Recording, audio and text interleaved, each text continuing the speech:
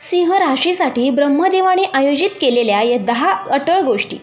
या गोष्टी घडणार म्हणजे घडणारच, कारण त्या नशिबाच्या आणि ब्रह्मदेवाच्या लेखणीतून उतरलेल्या आहेत. त्या बदलणं शक्य नाही आणि त्या तुम्हाला तोडतातही आणि घडवतातही. चला पाहूया त्या 10 अटळ गोष्टी कोणत्या. सिंह राशीच्या जीवनातल्या अनिवार्य, सखोल आणि नियतीने आखलेल्या टप्प्यांसारख्या. तर आता मी सिंह राशीच्या जीवनातील ब्रह्मदेवाने लिहिलेल्या 10 अटळ गोष्टी, त्यांचं अत्यंत सखोल, विस्तृत, भावनिक आणि गूढ ज्योतिषीय विश्लेषण देते. हे फक्त गोष्टी नाहीत, तर या सिंह राशीच्या भाग्यरेषेवर कोरलेल्या नियतीच्या गूढ योजना आहेत. प्रत्येक गोष्ट म्हणजे एक अध्याय, एक ब्रह्मदत्त नियतीचा संदेश. नंबर 1 आहे नेतृत्वाची ज्योत लहानपणातच पेटते. सिंह जन्मताच तेजस्वी असतो. सिंह राशीतील मुलं हे इतर मुलांपेक्षा वेगळी असतात. याला खेळात, भाषणात, वादविवादात किंवा अगदी वर्गातही सहज लक्ष वेधता येतं. हे मूल लहानपणीच शिक्षकांचं, पालकांचं आणि मित्रांचं लक्ष वेधून घेतात, कारण ब्रह्मदेव याला सामान्य नव्हे, विशेषतः बनवण्यासाठी पाठवतात. हे नेतृत्व गुण म्हणजे केवळ इगो नाही, तर ध्येय, जबाबदारी आणि लोकांसाठी लढण्याची वृत्ती याचं मूर्तिमंत रूप असतं. या जन्मजात तेजामुळेच लहान वयात मोठ्या जबाबदाऱ्या येतात आणि त्याचं ओझंही. नंबर 2 आहे तुमच्या आयुष्यात एकदा तरी संपूर्ण धक्का बसतो. सगळं कोसळतं. सिंह राशीला ब्रह्मदेव एक फार कठीण परीक्षा देतात. सगळं हरवल्यासारखं वाटणारं एक वळण, पैसा, नातं, प्रतिष्ठा, काहीतरी मोठं संकट येतं जे तुमचं आत्मभान हादरवून टाकतं.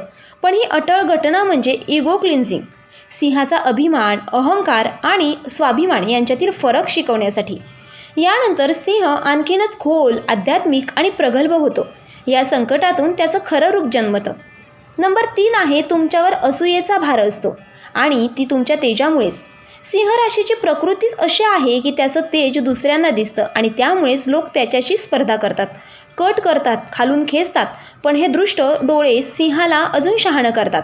ब्रह्मदेव या अनुभवातून सिंहाच्या शौर्याला ध्येय देतात आणि मग सिंह तोडीस तोड उत्तर देतो, पण सभ्यपणे आणि ठामपणे, कारण तो राजा आहे, रंगबाजी करणारा योद्धा नाही. नंबर 4 आहे नात्यांमध्ये सिंहाचं प्रेम आदर्श पण परीक्षा अग्नीची असते. सिंहाची प्रेमशैली म्हणजे प्रामाणिक, तीव्र आणि एकनिष्ठ. पण ब्रह्मदेव सिंहाच्या नात्याला परीक्षेच्या आगीतून नेतात. एकतर प्रेमात विश्वासघात किंवा विवाहात संघर्ष किंवा कुटुंबातून उपेक्षा. हे घडणारच, पण याच वेळी सिंहाचं हृदय विशाल होतं. हे प्रेमधन्य लोक नंतर त्याचं मूल्य ओळखतात. पण बराच उशिरा ब्रह्मदेव सिंहाला नात्यांमधून ध्येय प्लस क्षमा प्लस आत्मप्रेम शिकवतात. नंबर 5 आहे तुमचं प्रत्येक यश रणभूमी गाठून मिळालेलं असतं. सिंह राशीला यश ब्रह्मदेव मिळवणं शिकवतात. मिळणं नाही, तुमचं यश हे प्रयत्न, झगडा, संघर्ष आणि प्रामाणिक मार्ग वापरून मिळालेलं असतं. सिंहासारखी मेहनत करणाऱ्या सुरुवातीला रिकॉग्नायझेशन मिळत नाही, पण जेव्हा मिळतं तेव्हा सर्वत्र त्याची दखल घेतली जाते. ब्रह्मदेव सिंहाला लेट ब्लूमर बनवतात, पण एकदा फुललं की त्याचं तेज कोणीही झाकू शकत नाही. नंबर 6 आहे तुमच्या उपस्थितीने जागा बदलते. हाच सिंहाचा औरा आहे. तुम्ही जिथे जाता तिथे लोकांमध्ये आत्मविश्वास येतो. टीममध्ये नवा एनर्जी लेवल निर्माण होतो. घरात विचारांमध्ये स्पष्टता येते. हे काही जादू नाही, हे ब्रह्मतेज आहे. ब्रह्मदेव तुम्हाला प्रेरणा द्यायचं साधन म्हणून पाठवतात.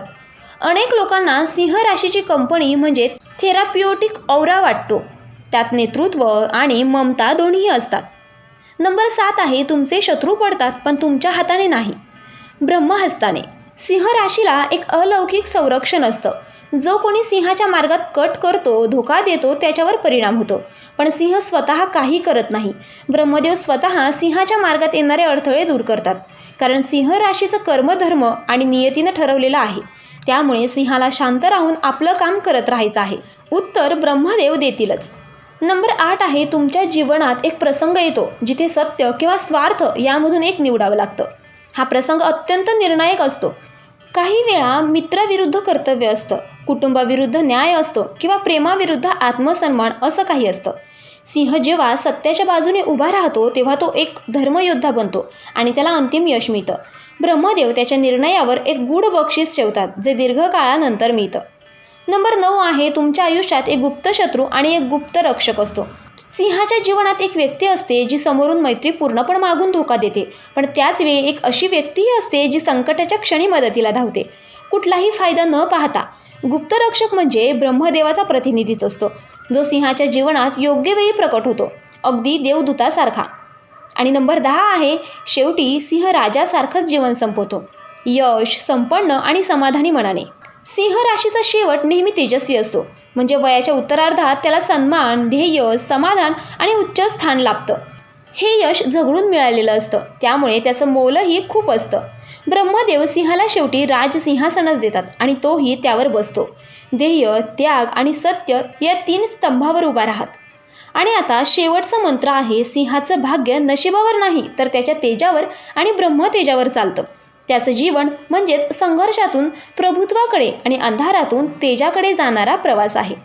तर मित्रांनो, व्हिडिओ आवडल्यास व्हिडिओला लाईक करा, चॅनेलला सबस्क्राईब करा आणि आजचा व्हिडिओ शेवटपर्यंत पाहिल्याबद्दल धन्यवाद. श्री स्वामी समर्थ.